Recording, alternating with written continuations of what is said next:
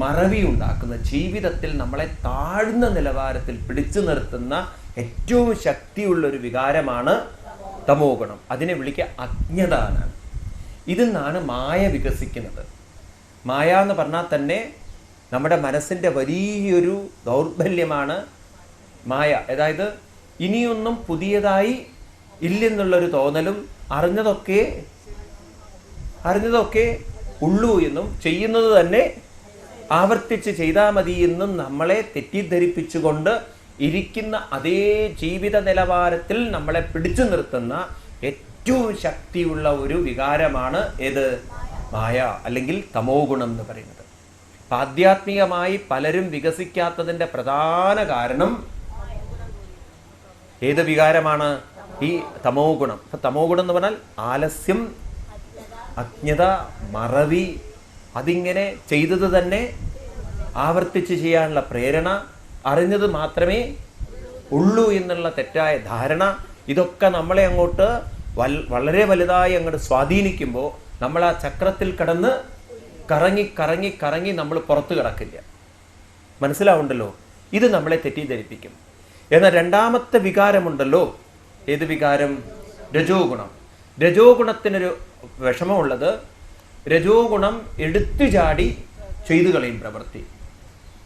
പുറമേയുള്ള പരിതസ്ഥിതിയാണ് തൻ്റെ സുഖദുഃഖങ്ങൾ നിശ്ചയിക്കുന്നതെന്ന് കരുതി തൻ്റെ ദുഃഖത്തിന് ആരെങ്കിലും കാരണമാകുമ്പോൾ അവരോട് നമ്മൾ ഭയങ്കരമായ ശക്തിയിൽ അങ്ങോട്ട് പ്രതികരിക്കാൻ തുടങ്ങും. ഈ വികാരം അല്ലെങ്കിൽ ഈ സ്വഭാവം ആരുണ്ടാക്കും? രജോ ഗുണമുണ്ടാക്കും. മനസ്സിലാവുന്നുണ്ടല്ലോ? അപ്പൊ പുറമേയുള്ള പരിതസ്ഥിതിയാണ് എൻ്റെ ജീവിത നിലവാരം നിശ്ചയിക്കുന്നതെന്ന ധാരണ ഉറച്ചിരിക്കുന്നിടത്തോളം കാലം ഏത് ഗുണം നമ്മളെ സ്വാധീനിക്കും? രജോ ഗുണം. എന്നാൽ ഏതൊരു വ്യക്തിയാണോ സത്സംഗങ്ങളിലൂടെയൊക്കെ പങ്കെടുത്ത് നല്ലവരുമായിട്ട് ഇടപഴകി, അല്ലെങ്കിൽ കുട്ടിക്കാലത്തെ നല്ല അച്ഛനമ്മമാരിലൂടെ സ്വഭാവ രൂപീകരണം കൈവരിച്ചുകൊണ്ട് പരിതസ്ഥിതിയല്ല പ്രശ്നമുണ്ടാക്കുന്നത്, എൻ്റെ തന്നെ മനോഭാവമാണെന്ന് മനസ്സിലാക്കി തൻ്റെ മനോഭാവത്തെ മാറ്റിയെടുക്കാൻ പരിശ്രമിക്കുന്നവരാണ്, അങ്ങനെയുള്ളവരാണ് സത്വഗുണം. ചുരുക്കി പറഞ്ഞാൽ തമോ ഗുണം നമ്മളെ മുരടിപ്പിക്കും, രജോ ഗുണം നമ്മളെ പ്രതികരിപ്പിക്കും, സത്വഗുണം നമ്മളെ ചിന്തിപ്പിക്കും. ഈ ഗുണങ്ങളൊക്കെ നമ്മുടെ ഉള്ളിലുണ്ട്. പക്ഷെ ചിലവരുടെ ഉള്ളിൽ ഏറ്റവും കൂടുതൽ തമോ ഗുണമായിരിക്കും. അവർ എത്ര പറഞ്ഞാലും മനസ്സിലാക്കില്ല. മനസ്സിലായാൽ തന്നെ അവർക്കത് തലയിൽ കയറില്ല. അവർ പറയും ഇതൊന്നും എനിക്ക് പറഞ്ഞതല്ല. രജോ ഗുണമുള്ളവരെ സംബന്ധിച്ച് അവരെപ്പോഴും ശ്രദ്ധിക്കുന്നത് തൻ്റെ ചുറ്റുപാടിനെ കുറിച്ചാണ്. തൻ്റെ ഭാര്യയുടെ പെരുമാറ്റം എങ്ങനെയായിരിക്കണം, മക്കളുടെ പെരുമാറ്റം എങ്ങനെയായിരിക്കണം, നാട്ടുകാരുടെ പെരുമാറ്റം എങ്ങനെയായിരിക്കണം, ഇതിൽ മാത്രം മനസ്സ് വെച്ചവരാണ്. സത്വഗുണം കൂടുന്തോറും നമ്മുടെ ശ്രദ്ധ തിരിയുന്നത് നമ്മുടെ മനോഭാവത്തിലോടായിരിക്കും. ഏത് സാഹചര്യത്തോടും ഇടപഴകാൻ പറ്റുന്ന ഒരു മനോവികാരം അല്ലെങ്കിൽ മനസ്സിനെ എനിക്ക് ഉണ്ടാക്കിയെടുക്കാൻ സാധിക്കുന്നുള്ളതാണ്. അപ്പം ഇതൊക്കെ നമ്മുടെ ഉള്ളിൽ തന്നെ നിറഞ്ഞിരിക്കുന്ന കഴിവുകളാണ്. മനസ്സിലാവുണ്ടോ നിങ്ങൾക്ക്? സോ വാട്ട് ഈസ് മൈൻഡ് എന്ന് ചോദിച്ചു കഴിഞ്ഞാൽ മൈൻഡ്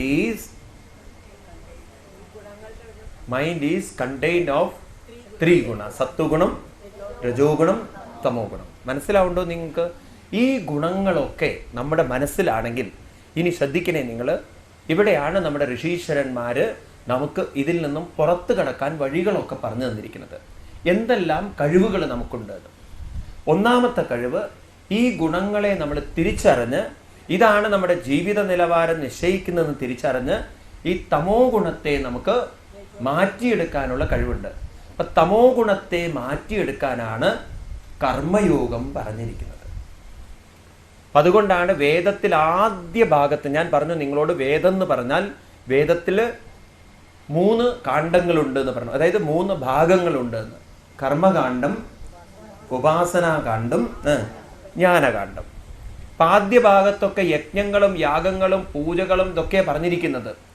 ഈ കർമ്മങ്ങളൊക്കെ പറഞ്ഞിരിക്കുന്നത് തമോ ഗുണത്തിൽ നിന്നും ആ വ്യക്തിയുടെ മനസ്സിനെ ഉയർത്തിക്കൊണ്ടുവരാൻ വേണ്ടിയിട്ടാണ്. അതായത് ആലസ്യത്തെ തോൽപ്പിക്കാൻ ചിട്ടയോടുകൂടിയ ജീവിതത്തിനെ സാധിക്കുന്നു. അപ്പം ഇന്ന് നമുക്ക് പലർക്കും എന്താണ് ജീവിതത്തിൽ ഒരു ഉന്നത നിലവാരം ഉണ്ടാക്കാൻ പറ്റാത്തതിന് കാരണം അവരുടെ ജീവിതത്തെ ഒരു ചിട്ടയോടുകൂടി കൊണ്ടുവരുന്നില്ല. അവരാ ഒരു ചക്രത്തിൽ തന്നെ എങ്ങനെ കറങ്ങി ജീവിക്കുകയാണ്. മനസ്സിലാവുണ്ടോ നിങ്ങൾക്ക്? അവർ മനസ്സിലാക്കിയത് മാത്രമേ ശരിയുള്ളൂ എന്ന് കരുതി അവരാ കൊണ്ടു നടക്കുന്ന ജീവിതത്തിൽ നിന്നും മാറാൻ അവർ തയ്യാറില്ല. ഇപ്പൊ രജോ ഗുണത്തെ ഉദ്ദീപിപ്പിച്ചാലേ ഏത് ഗുണത്തെ തോൽപ്പിക്കാൻ പറ്റുള്ളൂ? ഋഷീശ്വരന്മാരിത് കണ്ടെത്തിയിട്ടുണ്ട്. ഒരു ഗുണത്തെ മറ്റൊരു ഗുണം കൊണ്ട് മാറ്റിയെടുക്കാം. നോക്കൂ, ഇത് പറഞ്ഞതിന് ശേഷമാണ് ആധുനിക ഫിസിക്സ് ഒക്കെ വന്നിരിക്കുന്നത്. അതായത് one form of energy can be change into another form of energy എന്ന് പറയുമ്പോൾ ഒരു സ്വഭാവത്തെ മാറ്റാൻ, ഇത് നിങ്ങളിപ്പോൾ ബൈഹാർട്ട് പഠിക്കേണ്ട ആവശ്യമൊന്നുമില്ല. നമ്മുടെയൊക്കെ വീടുകളിൽ നമ്മൾ കാണുന്നതാണ്. എപ്പെന്നറിയോ? ശബരിമല സീസണിൽ. ഉണ്ടോ ഇല്ലയോ? ശബരിമല സീസണായി കഴിഞ്ഞാൽ തമോ ഗുണത്തിൽ ജീവിച്ചവർ കുറേയൊക്കെ രജോ ഗുണത്തിലേക്ക് വരാറില്ലേ? രാവിലെ എണീക്കണു, ചിട്ടയോടുകൂടി എണീക്കണു, അമ്പലക്കുളത്തിൽ പോകണു, കുളിക്കണു, ശരണം വിളിക്കണു. അത് കഴിഞ്ഞിട്ട് ഒരു 10-41 ദിവസം ശബരിമലയ്ക്ക് വ്രതമൊക്കെ എടുത്ത് എന്തൊരു സുഖമാണ് ആ വീട്ടിൽ. എന്തൊരു സമാധാനവും ശാന്തിയും സ്വസ്ഥതയുണ്ട്. കാരണം ചിട്ടകൾ വന്നു, ഇദ്ദേഹത്തിന് സ്വഭാവത്തിൽ വലിയ മാറ്റം വന്നു. എന്ത് പറഞ്ഞാലും സ്വാമിയെ ശരണമയ്യപ്പ എന്ന് പറയും. പിന്നെ ഒരേ ഒരു വിചാരമുള്ളൂ, സ്വാമിയെ കണ്ടാൽ മോക്ഷം കിട്ടും എന്നുള്ളത് അല്ലേ? അതേയുള്ളൂ വിചാരം. ആരെന്ത് ചോദിച്ചാൽ ആ ഒരു വിചാരത്തിലാണ് അയാൾ നടക്കുന്നത്. പക്ഷേ ഒറ്റ പ്രശ്നമേ ഉള്ളൂ, ശബരിമലയിൽ നിങ്ങോട്ട് ഇറങ്ങിക്കഴിഞ്ഞാൽ ശങ്കരൻ വീണ്ടും തെങ്ങിനായി. ഏതൊക്കെ സ്വഭാവം അയാൾ മാറ്റിയോ ആ സ്വഭാവമൊക്കെ, കാരണം അയാൾക്ക് മോക്ഷം കിട്ടിയില്ല. ഇനിയിപ്പോൾ അയാൾക്ക് മോക്ഷം കിട്ടണമെങ്കിൽ അടുത്ത കൊല്ലാവണം. അപ്പോൾ ഇയാൾ നേരെയാവണമെങ്കിൽ എന്ത് വേണം? എനിക്ക് തോന്നുന്നു ശബരിമല ചിട്ടകൾ കണ്ടെത്തിയവരെന്തായാലും ഗംഭീരന്മാരാണ്. കാരണം മനുഷ്യന് സ്വയം മാറാനുള്ളൊരു കഴിവുണ്ട് എന്ന് അങ്ങനെയെങ്കിലും നമ്മുടെ കേരളീയർക്ക് ബോധ്യം വന്നിട്ടുണ്ടല്ലോ. പക്ഷെ ഇപ്പം അതിലും മാറ്റം വന്നുപോയി. പണ്ടുള്ളവരുടെ ആ ചിട്ടകളൊന്നും ഇപ്പം ഇല്ല. ഉണ്ടോ? ഇപ്പം വ്രതം തുടങ്ങിയ പിറ്റേ ദിവസം മലയ്ക്ക് പോയി ആൾ തിരിച്ചു വന്നു.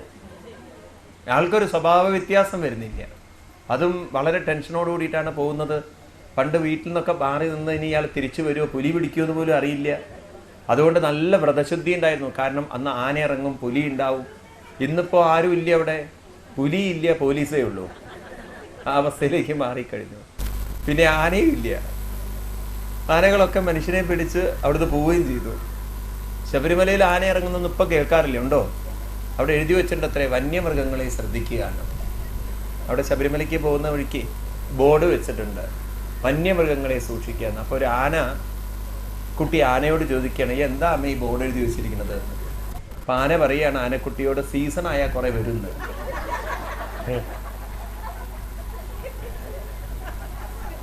അവരെ സംബന്ധിച്ച് വന്യമൃഗങ്ങൾ എന്ന് പറയുന്നത് നമ്മളാണ്. സീസണായാൽ കുറെ വരും, ഉപദ്രവമൊന്നുമില്ല. കുറെ പടക്കമൊക്കെ പൊട്ടിക്കും, വെടി പൊട്ടിക്കും. അത് കഴിഞ്ഞാൽ സീസൺ കഴിഞ്ഞാൽ അവര് പിന്നെ ഇത് നമ്മുടെ തന്നെയാണെന്ന് കണ്ട് കാത്തിരുന്നോളൂ എന്ന്.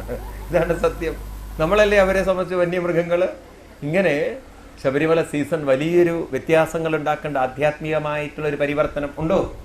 പക്ഷെ ആളുകൾക്ക് അത് നിലനിർത്താൻ സാധിക്കുന്നില്ല. അവിടെയാണ് നമുക്ക് ജീവിതത്തിൽ ഈ തമോ ഗുണത്തെ തോൽപ്പിക്കാനുള്ള ഒരു കടുത്ത മാർഗം എന്ന് പറയുന്നത്. എന്താണ്? ചിട്ടയോടുകൂടിയ ജീവിതം. മനസ്സിലായില്ലേ? അതുകൊണ്ട് ആളുകളുണ്ടല്ലോ ആ ചിട്ടയൊക്കെ വരുത്തും. 5 മണിക്കൊക്കെ എണീക്കും, പക്ഷെ 6 മണിക്ക് വീണ്ടും കിടന്ന് ഉറങ്ങും അവര്, ചിട്ടയാണെന്നും പറഞ്ഞിട്ട്. ഒരു ചിട്ടയോട് കൂടിയിട്ട് നമ്മുടെ ജീവിതത്തെ നമ്മൾ മാറ്റണം. അപ്പോഴേ നമുക്ക് തിരിച്ചറിവുണ്ടാവുള്ളൂ, ഈ തമോ ഗുണത്തെ എനിക്ക് മാറ്റാൻ സാധിക്കും. ഇപ്പം കർമ്മയോഗങ്ങൾ അല്ലെങ്കിൽ കർമ്മ സംസ്കാരങ്ങൾ ആക്റ്റീവായിരിക്കുക നമ്മുടെ ജീവിതത്തിലൊരു വലിയൊരു കാര്യമാണ്. കുർവന്നേവേഹ കർമാണി ജിജീവിഷേച്ചതം സമ നാണ്യദോസ്തി. ഇതല്ലാതെ വേറെ വഴിയില്ല. എന്ന കർമ്മ ലിപ്യതേ നര. ഇത് ഈശാവാസ്യ ഉപനിഷത്തിലെ 2ാമത്തെ മന്ത്രമാണ്. ഈശാവാസ്യ ഉപനിഷത്തിൽ പറയും കർമ്മണ്യേവ. ഒരു വികാരത്തെ മാറ്റാൻ മറ്റൊരു വികാരം കൊണ്ടുവരാൻ എളുപ്പമായ മാർഗം കർമ്മം തന്നെയാണ്. കർമ്മം ചെയ്തുകൊണ്ട് അങ്ങനെ മാറ്റിയെടുക്കുക. അപ്പൊ തമോ ഗുണമായിട്ട് ആർക്കിരിക്കാൻ പറ്റില്ല. ശരീരത്തിന് മനസ്സിന് ഇരിക്കാൻ പറ്റില്ല. അതുകൊണ്ടായിരിക്കും പണ്ടുള്ളവർ രാവിലെ എണീറ്റ് ഈറനൊടുത്ത് അമ്പലത്തിൽ പോയിട്ട് പ്രദക്ഷിണം വെക്കാൻ പറഞ്ഞത്. അമ്പലത്തിൽ പോയിട്ട് കുറെ പ്രദക്ഷിണം വെക്കുമ്പം നടന്നുറങ്ങാൻ പറ്റില്ലല്ലോ. ബസ്സിലൊക്കെ നിന്നുറങ്ങുന്നവരെ കണ്ടിട്ടുണ്ട്, നടന്നുറങ്ങുന്നവരെ കണ്ടിട്ടുണ്ടോ? ഉണ്ടോ? ഇല്ല. അപ്പൊ നടന്നുകൊണ്ട് നാമം ചൊല്ലിക്കൊണ്ട് അമ്പലത്തിൽ പ്രദക്ഷിണം വെക്കുമ്പോൾ കുറേയൊക്കെ അയാളുടെ എന്ത് മാറും? സ്വഭാവം ക്രമേണ പെട്ടെന്നൊന്നും മാറില്ല, ക്രമേണ അത് മാറ്റിയെടുക്കാൻ പറ്റും. ഇനി ആ ഒരു തമോ ഗുണത്തെ മാറ്റി ഇതൊക്കെ പറയുന്നതെന്ന് എളുപ്പമല്ലേ? ഇത് ക്രമേണ സംഭവിക്കേണ്ടതാണ്. അത് കഴിഞ്ഞാൽ രജോ ഗുണം കൊണ്ട് തമോ ഗുണത്തെ മാറ്റി മാറ്റി, ഇതൊക്കെ പറയുന്നതെന്ന് എളുപ്പമല്ലേ, ഇത് ക്രമേണ സംഭവിക്കേണ്ടതാണ്. അത് കഴിഞ്ഞാൽ തമോ ഗുണത്തെ രജോ ഗുണം കൊണ്ട്, രജോ ഗുണത്തിനൊരു കുഴപ്പമുണ്ട്. അതെന്താണ്? കർമ്മം ചെയ്യുന്തോറും പ്രതീക്ഷകൾ കൂടി വരും. അതായത് കിട്ടേണ്ട കാര്യത്തെക്കുറിച്ചായിരിക്കും കൂടുതൽ. നോക്കൂ, ഈ കർമ്മത്തിലൊക്കെ നിങ്ങൾക്ക് കാണാം, ഈ വേദത്തിലേക്ക് നോക്കിക്കഴിഞ്ഞാൽ ആദ്യ ഭാഗങ്ങളിലൊക്കെ ഈ യാഗങ്ങളാണ് പറഞ്ഞിരിക്കുന്നത്. ഒരു യാഗം ചെയ്താൽ സുന്ദരിയായിട്ടുള്ള ഭാര്യയെ കിട്ടും. അപ്പം നിങ്ങൾ ഭാര്യയ്ക്ക് വേണ്ടി ഒരു യാഗം ചെയ്യൂ. അപ്പോൾ ഇയാൾ എന്ത് ചെയ്യും? ഭാര്യയ്ക്ക് വേണ്ടി യാഗം ചെയ്യുമ്പോൾ സ്വഭാവം മാറുന്നുണ്ട് ഇയാൾക്ക്, തമോ ഗുണം കുറേ മാറിക്കിട്ടി. പക്ഷേ അയാൾക്കൊരു ഉറപ്പ് വേണം, എന്ത്? സുന്ദരിയായിട്ടുള്ളൊരു ഭാര്യയെ കിട്ടുമോ എന്നുള്ളത്. അപ്പം അതിൽ ഫലത്തിൽ പ്രതീക്ഷ വരും. പുത്രകാമേഷ്ടി യാഗം, ഈ യാഗം ചെയ്താൽ പുത്രൻ കിട്ടും, ഈ യാഗം ചെയ്താൽ സ്വർഗത്തിൽ പോവാം, ഈ യാഗം ചെയ്താൽ ആ ഗുണമുണ്ട്. അങ്ങനെ ഫലശ്രുതി പറഞ്ഞുകൊണ്ട്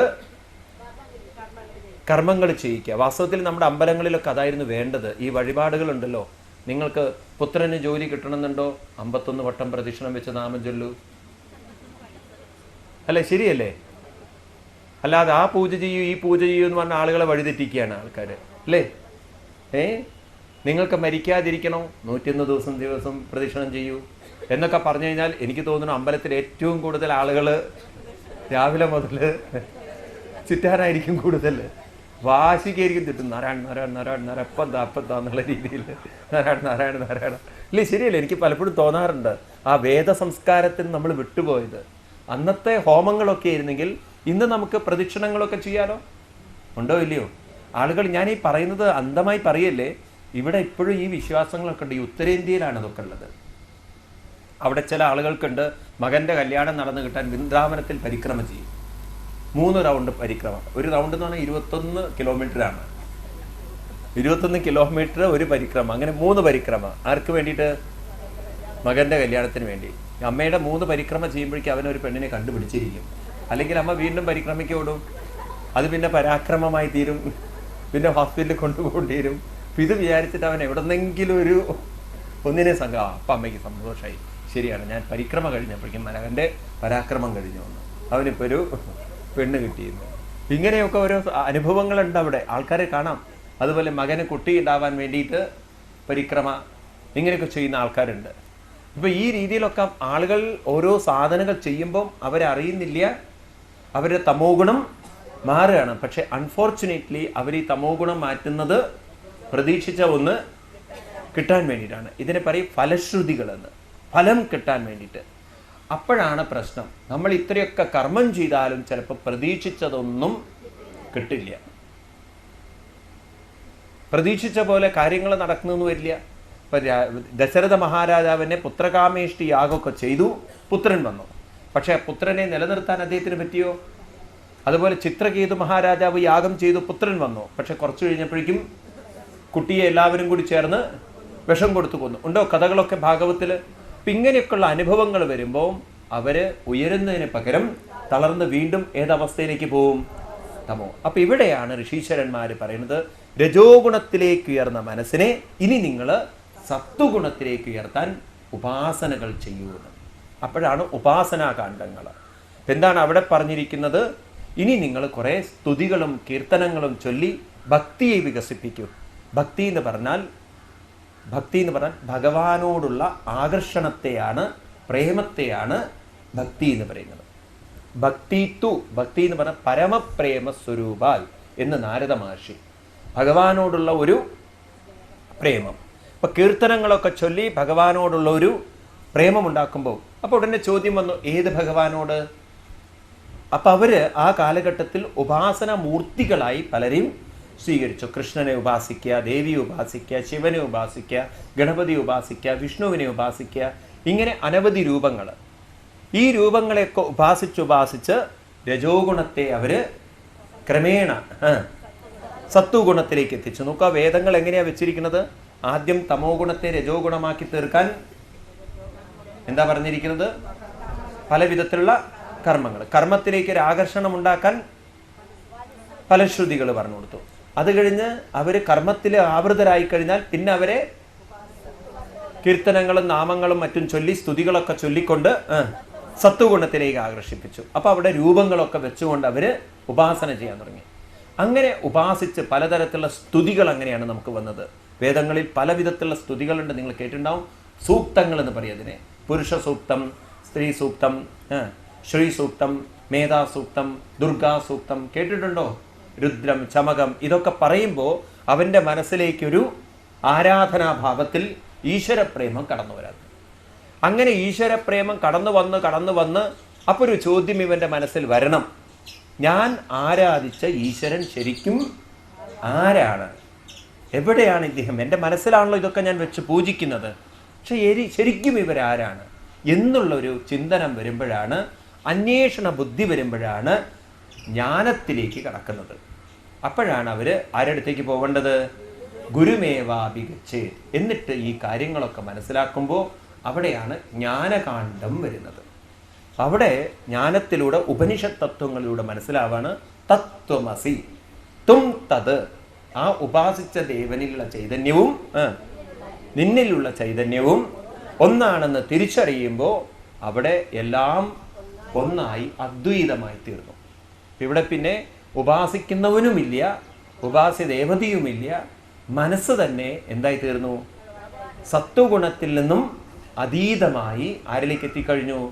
ഭഗവാൻ. അങ്ങനെ മനസ്സിനുണ്ടല്ലോ സത്വഗുണത്തിലൂടെ ജ്ഞാനസമ്പാദനം ചെയ്ത് സത്വഗുണത്തിനും അതീതമായിരിക്കുന്ന മനസ്സിനെ നിലനിർത്തുന്ന ശക്തിയിലേക്ക് മനസ്സിനെ തന്നെ ലയിപ്പിക്കാനുള്ള കഴിവുണ്ട്. ഗീതയിലെ 14-ാം അധ്യായത്തിൽ ഭഗവാൻ ഇത് ഉറപ്പിച്ച് പറഞ്ഞ് മനസ്സിലാക്കി തരികയാണ്. 19ഉം 20ഉം ശ്ലോകം. നാന്യം ഗുണേഭ്യ കർത്താരം